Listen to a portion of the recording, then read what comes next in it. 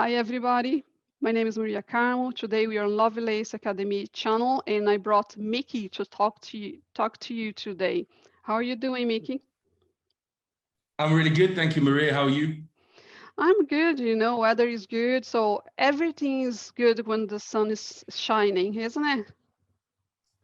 Yeah, it's much better, certainly. Although I've got to say, I live in Barcelona, just outside of Barcelona, and here today, the first day, it was rain, and I was very thankful because it's been hot for the last week or so. I haven't visited Barcelona yet, but it's my list. So tell me, you have plans and your dreams and aspiration. Tell what's your project, World Mobile, please. World Mobile is a global mobile network operator with a massive footprint in Africa and soon to be in Latin America, as we discussed. And it is a telecom company that puts subscribers first, not extracting value from them, but giving value to them. So this sounds really interesting, and lots of people say this kind of stuff, we give value to our subscribers. But for World Mobile, we're different because the subscribers partially own the network. That's in the cloud, on the ground, and from their handset. So the subscribers earn from the network, and World Mobile is a network built on a sharing economy.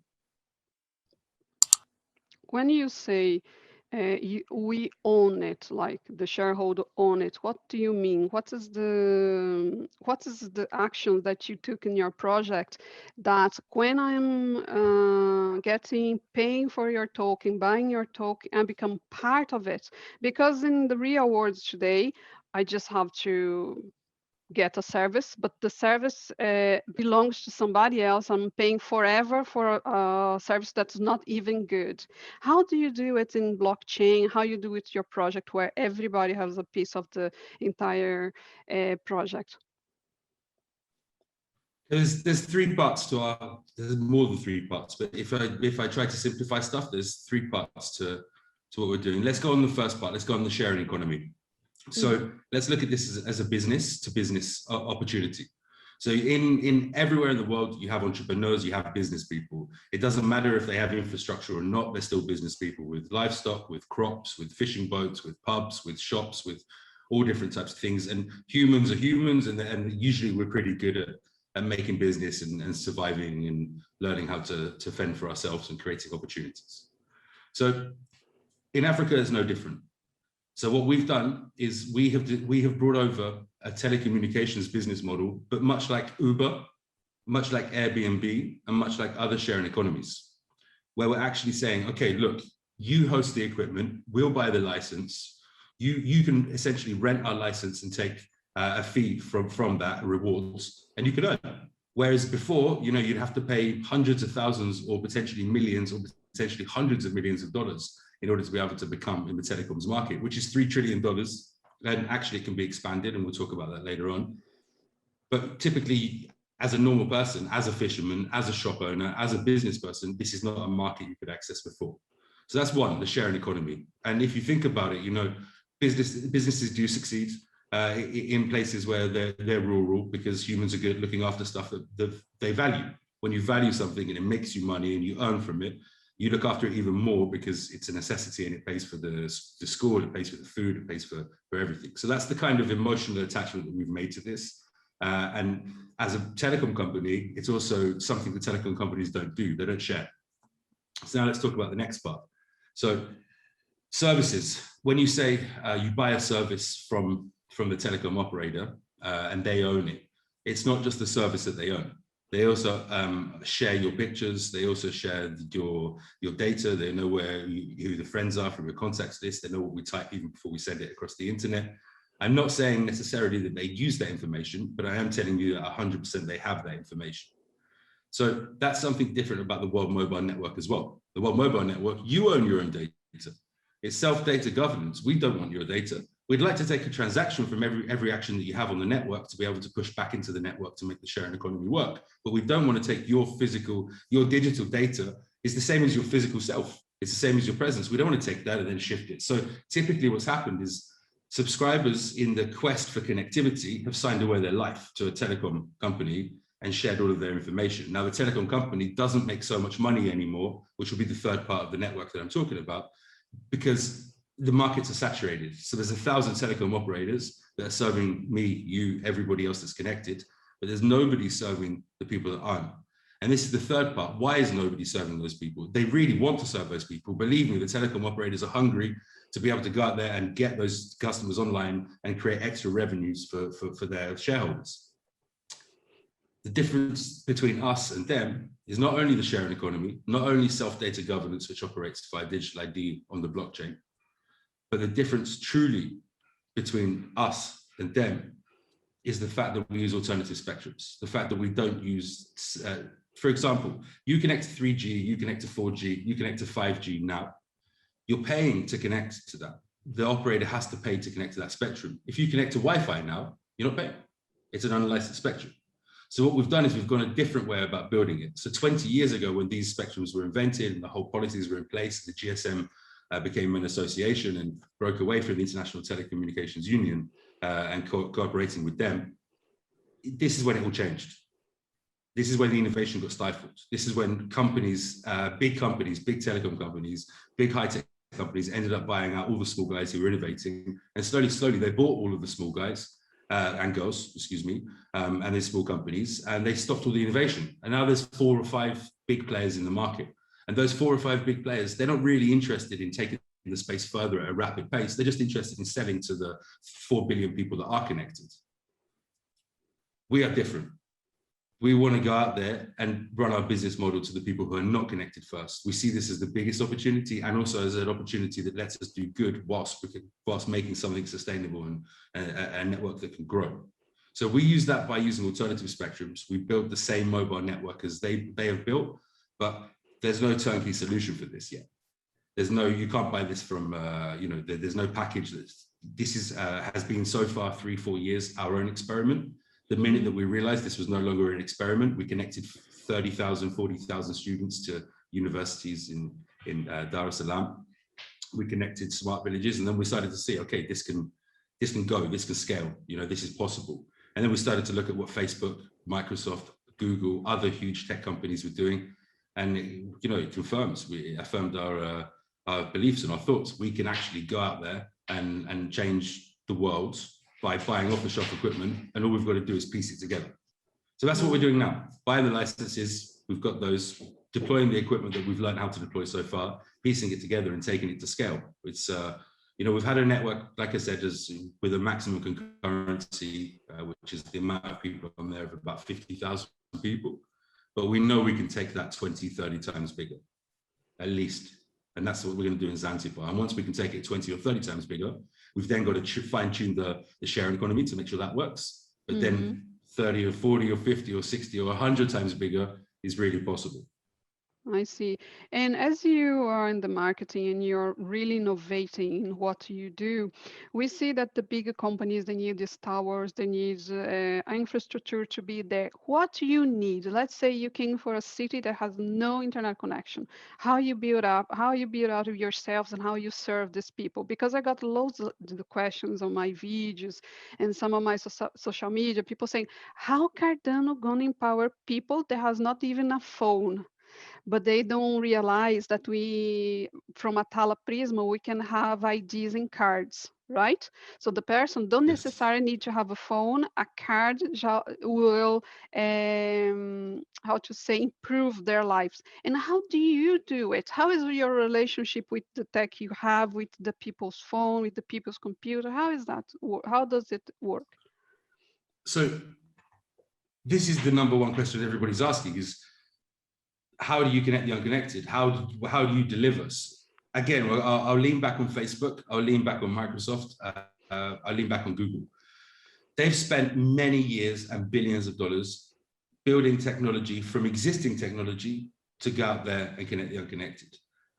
But they've all been assisted by one thing, and that's the Chinese government. The Chinese government, Chinese companies have done a fantastic job in supporting the growth of internet throughout the continent of Africa. I'll only speak about Africa right now.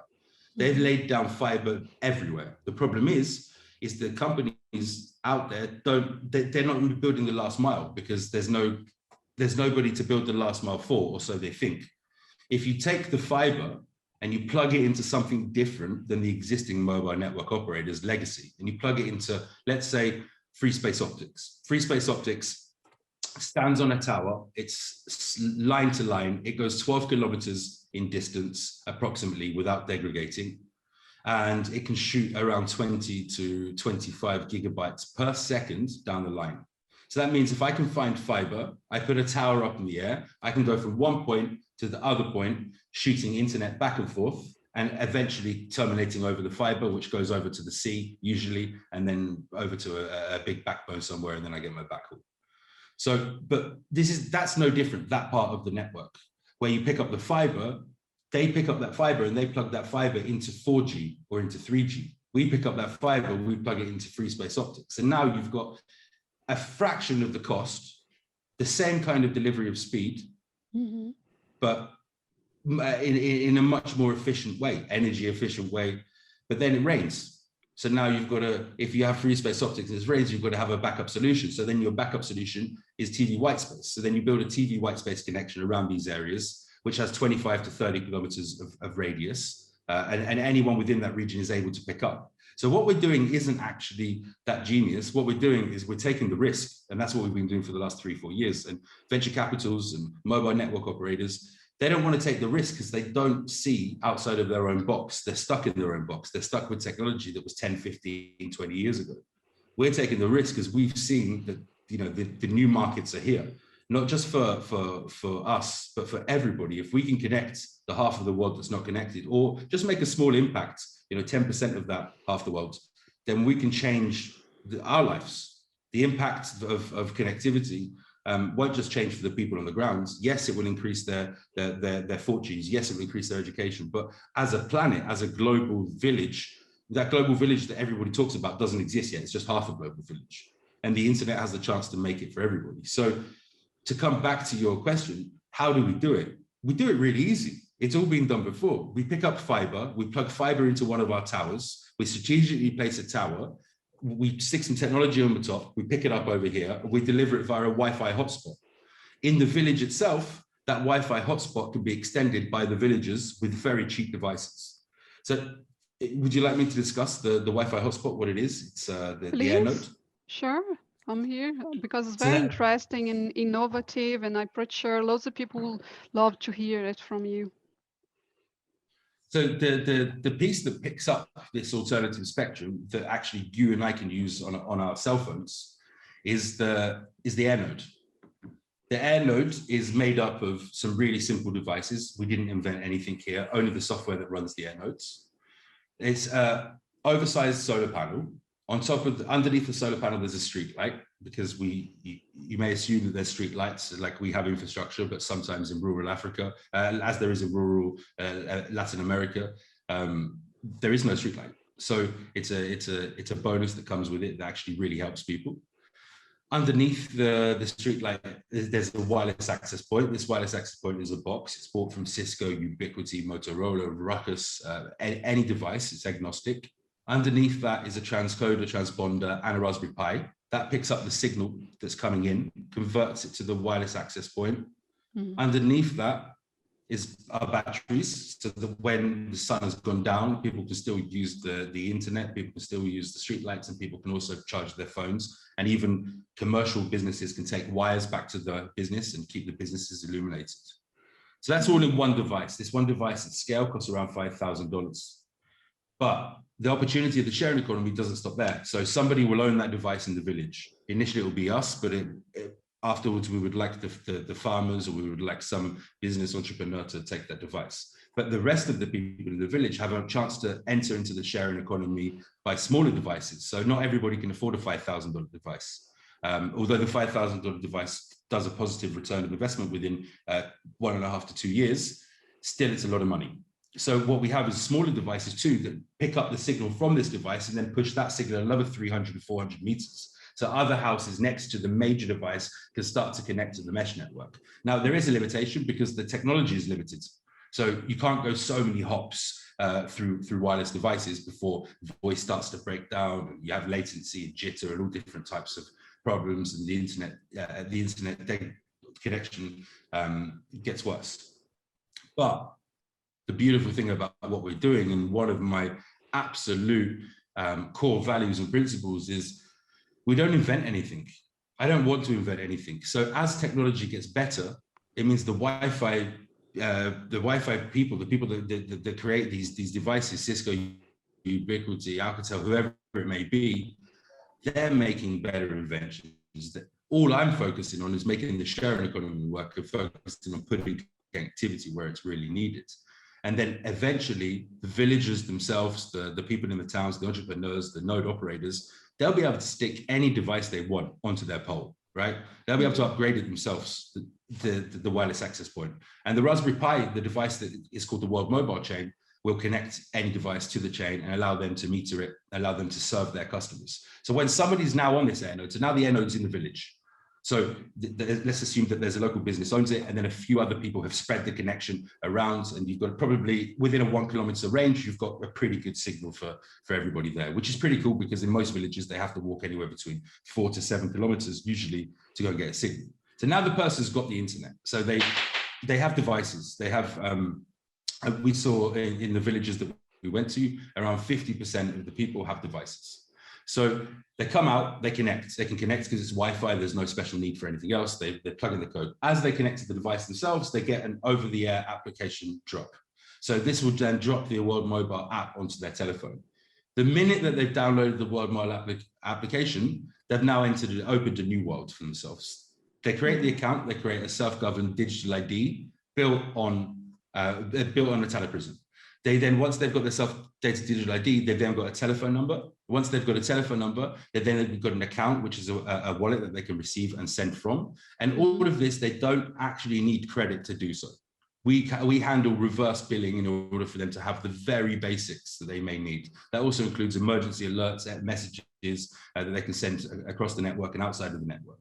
But eventually, like us, they'll need to put credit on their telephones, because they want to, with this new world, with this new digital ID, they want to access all the things that we can access. Because believe it or not, just because someone's in Africa and doesn't have internet, it doesn't mean they don't know what the internet is. They know what Spotify is, they know what YouTube is, they know what WhatsApp is, they know what Instagram is, they know what TikTok is. They just can't afford to use it and don't have the infrastructure there.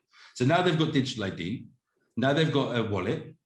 Now, all of a sudden, how do they enter this new world? They need to go and top up credit. So how do they go and top up credit? So we have deals in Tanzania, specifically Zanzibar, with 35,000 retail outlets. Those retail outlets support World Mobile onboarding. So you're able now to take, this is not today, this will be in the near future, but you'll be able to take your fiat money, your cash to a store, buy a World Mobile voucher or a World Mobile e-money or the World Mobile token, depending on the legislation.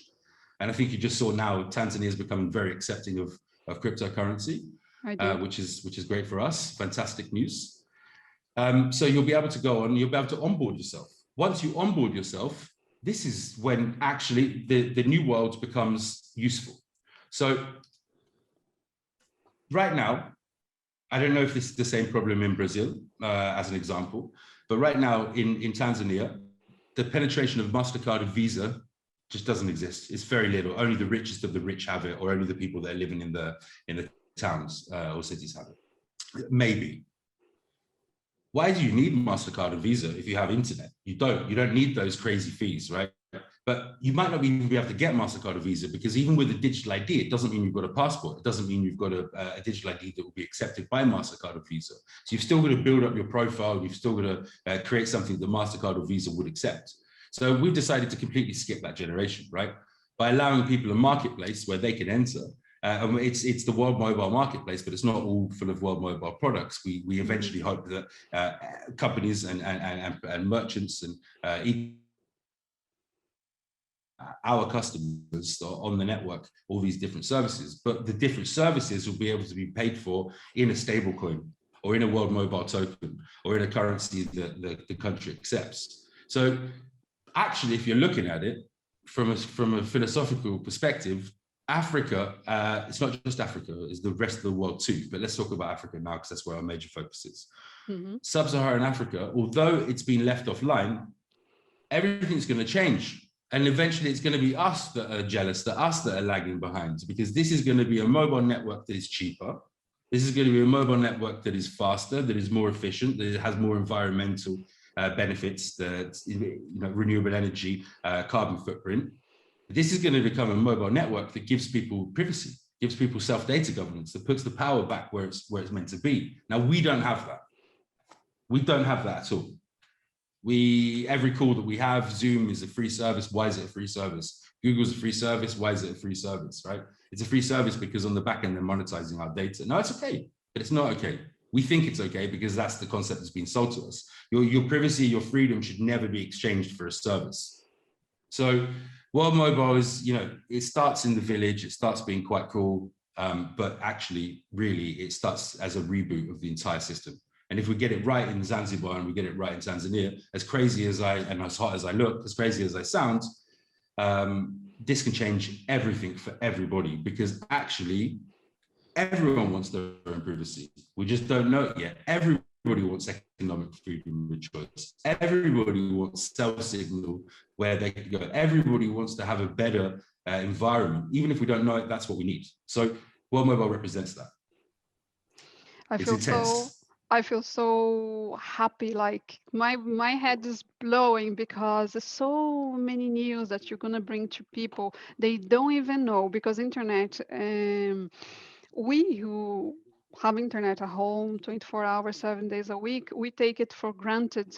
The changes it could make in people's life, like a kid that only have an internet on the father's or mother's phone, once a week, because goes to the uncle's house, or once a week goes to friend's house. Imagine now you empower this kid. Now they can do the homework, they can watch videos or whatever they want to do, because in the end of the day, there's lots of things need to be paid to be used on the internet, but what is free is a huge amount of information. And it's making me very, very happy, because the people that want the change and the people that are waking up now for this revolution, I call crypto revolution. I started talking about Cardano a year ago, and now I'm talking to you, and you brought your project to Cardano. I think we have a huge potential for the future. What do you think? I think I'm just trying to find the echo remote control. I think that there's beyond huge potential for the future. I think a few years ago, crypto was laughed at. I think blockchain was laughed at. There was people shouting Bitcoin to the moon. And you still have those same people, but what I've noticed is the space is maturing really fast. Governments, El Salvador, for example, they set the way to accept Bitcoin as a currency. I'm not too sure if that's a cool thing, or if that's, we'll see how that materializes. But my inside sources say they're taking it very seriously. We've seen Tanzania recently change their, with the new change of government, the new prime minister, she's exceptionally forward-thinking and freedom of speech, economic. So she backs cryptocurrencies, she backs blockchain, and there's going to be huge progression there. And we'll see the surrounding countries as well, because the system here is flawed. Everybody said in the beginning, MasterCard and Visa wouldn't work very well. Everybody said, oh, you can't have the internet. Everybody said Airbnb, you can't rent your house out to Airbnb. Someone's going to steal everything. Systems change. Things get disrupted, and it's the people, it's the demands. That's how things get really, really change. So we hope that World Mobile is a movement as much as it is anything else. As much as it's technology, it's a movement. And I've been in the telecom industry for many years. And I've seen many good things, and I've seen many things that I wouldn't want to happen to me, and they are happening to me, right? So, and they're happening to you, and they're happening to everybody else. And we shouldn't be scared of that. We should just try and change that. That's all. So I'm trying. You're doing a fabulous job. Thank you very much for coming here to my channel and explain your project and all the phases. I'm very happy. Is there anyone in the community that you would like to say hi or give a shout out? I know Lara, you're of course. You can find her on Telegram. Lara is one of our best community members. I can't say she's the best because we have others, but she's amazing, and we're very happy. There's a guy called Rick as well, Rick Middleton. He's just written a World Mobile song. He's made a World Mobile video, which I was really impressed with, and it's fun and it's happy, but the lyrics are very truthful. And we have one of the best communities that I've seen in this whole crypto space, and it's just going to grow bigger and stronger. And right now the belief is there, and people are seeing the feasibility studies that we've done, and they've seen the board of directors that we've got, the board of advisors. They've seen the operational team. but they haven't seen the hundreds of thousands of people that we're going to connect this year. And they haven't seen a blockchain that actually has a real world use case yet. They've heard of lots of ideas and they want to back them. But actually, World Mobile really is the difference. And we hope that this can be mass adoption. Well, for me, this is more than mass adoption, it's mass inclusion, but I'll use the term mass adoption. I think we can spearhead this. I think we can kickstart really the adoption of cryptocurrency, really the adoption of blockchain, and make it as easy as somebody using a telephone and making a phone call without them even needing to know what they're doing. I just had one of our team members, Natanya, she's head of brand. She just went to a crypto event, and she said they've got no idea. Everyone's talking about DeFi. They don't really understand how is this going to get to billions of people. And she's quite new to cryptocurrency, right? So she's seen our craziness and over the last year, and what I think about the world and how the world should change. But she probably thought, you know, what's this crypto stuff? And then she started to see, hold on, this has real world use. Why is everybody not using this? The reason everybody's not using this is because not everybody's created a use case yet. NFTs, super cool. Video games, super cool. People, self-data governance, economic freedom of choice, privacy, that's not super cool. That's a necessity. And that's what we're doing. That's what we're building.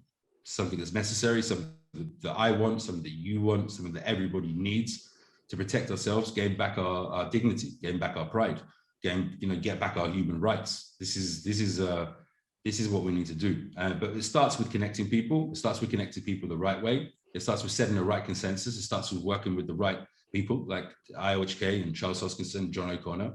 It starts with building a community that understand what we're doing. It starts with a community also helping us to show the way and inviting us into their countries and coming to build. And I don't know where it ends, but I do know that we can have something different than we've got today. What we've got today isn't sustainable. It's not sustainable for the half the world that is connected, and eventually it won't be sustainable for us, because as they take our data, as they take ourselves, what will be left? Nothing. So we want to get that back, and it should be our choice. It should be we should be respected, and that's what I hope World Mobile will bring. Thank you very much, Micky. I'm gonna finish here today, and thank you very much for everybody that's watching. Please subscribe to our channel and leave your like. Bye-bye. Thank you.